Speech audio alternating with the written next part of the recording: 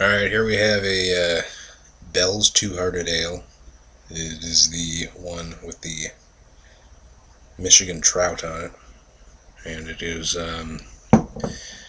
recently rated by Zymurgy magazine, Zymurgy being the study of fermentation, to be the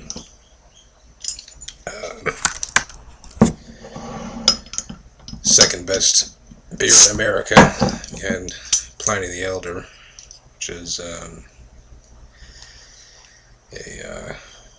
beer from California, makers of Old Rasputin. And it is a very similar recipe to that ale. It's made up in Michigan. It's called Bell's Two-Hearted Ale again. So little Bell's Two-Hearted Ale. The trout on it, about $10 a six pack. It is an IPA with 7% alcohol and lots of hops. I don't know about their boiling time. That's what it looks like. A lot of base malt. Never golden. Not, not real dark. Probably didn't boil it really long.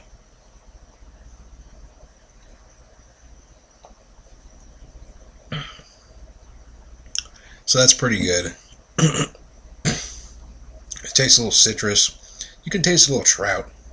It's a little fishy. I don't know why. Maybe the water they use, I don't know. But it's pretty good. Pretty fresh. Really, it kind of burns going down. Like, it's got something there corrosive. But it's pretty clean. It's nice. Nice and friendly looking. Almost looks poisonous, doesn't it? See that green? See that green in it? Green in the gold.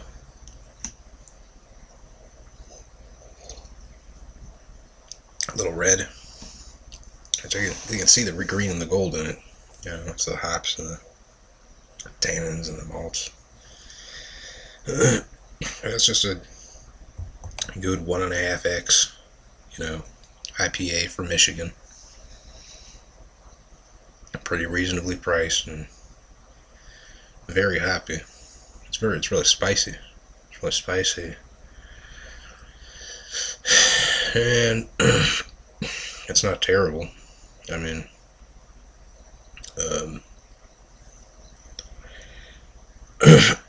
it's really spicy.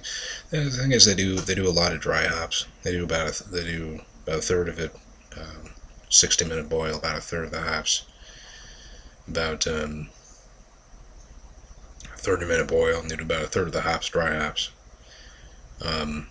They might have some flavor hops, just a decoction at the stir out whirlpool. And they use a lot of hops. They use about twice as many hops as a normal beer, which, with a 7% alcohol, that's good for utilization,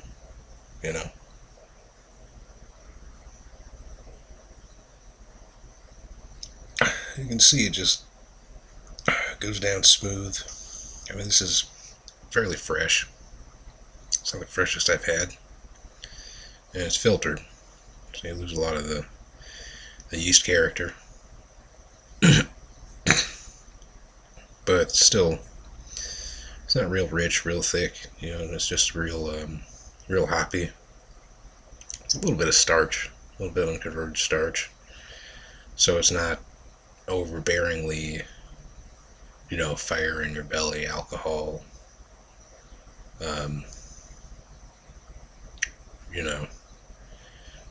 There isn't, it's pretty drinkable if you like hops. There's a lot of raw hops in it. So that, in the fermenter. So you have to like, raw hops in the fermenter. It's got a very similar taste to Samuel Adams. So if you like Samuel Adams Boston Lager, this would be something um, kind of the next step up, I guess. It's it's actually very similar, but they do. I think they use more hops in it, and I'm fairly sure it also has a higher alcohol content. So it's you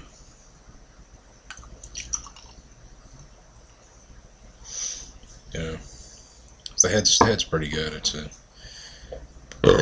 forced carbonation head, and like I said, it tastes like hops, and the malt character is actually really it's a really light one, which it surprises me. This is 7%, but it is it's about 7% or 6.9%. It's not overly malty, but it's got a lot of hops in it, so it's not something that is going to kill you. They have two, maybe three of them. Um, but it's a very strong beer. It's a very strong beer, and it's something that you want to. Well,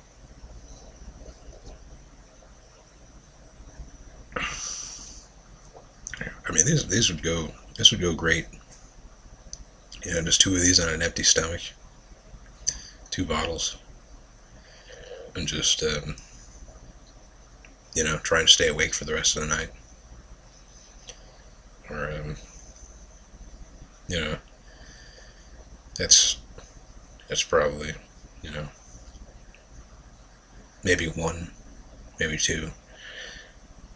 It depends, but this is a good one to fully savor and enjoy.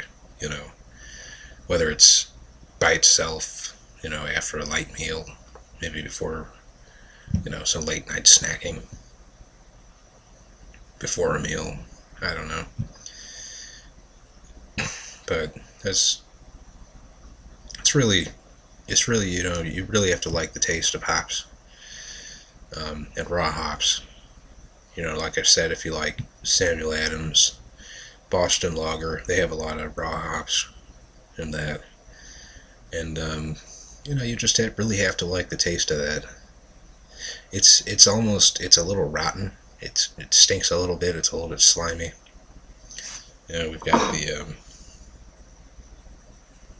the trout on there. It's a little bit fishy, and it's not. It's not. It gives your breath a little bit of a stench. It smells like something's rotten in there, and you know that's probably the hops. But that's what it is. So it's nice. Like I said, it's nice, rich, floral, spicy. Probably more than anything else, spicy. And it's really good for you. You don't if you can deal with the aftertaste. There's a little bit of one. I give it 7.5 out of 10. So that's cheers.